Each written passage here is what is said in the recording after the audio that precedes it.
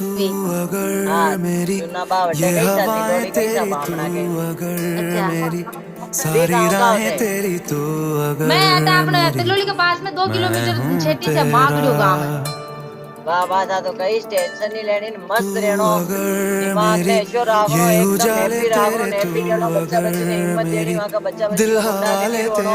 और खूब लाड प्यार करना है कि था को ऊपर बेटा ने खूब यारी देनी कि ना तो मैं तेरे मारू ना तेरे कूटू तेरे समझा सकूं बस या छोरी 2 छोरियां था के दो या छोटी वाली एक बड़ी वाली ही मोटी वाली वाह पे बेटी वेणी जो तो बात नहीं की मैं कही सकती था पर ज्यादा दबाव डाला आजकल बच्चा बच्ची में ज्यादा दबाव भी नहीं डाल नहीं डाल सकते सही कह रहे हैं ज्यादा बच्चा बच्ची ने दबाव हमें कहीं सोच सके हम तो ये जा रहे आप। बस या मैं आपकी वीडियो रिकॉर्डिंग बनाई जो मैं रील डाल दे आपकी डाल दे वाह डाल दे एक आप फोन करता रहिए मैं आपको फोन किया रू और बात किया ना वाह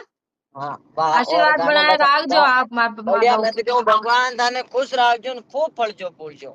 बस गाना जोड़ने लगा दीजो है ने वैसा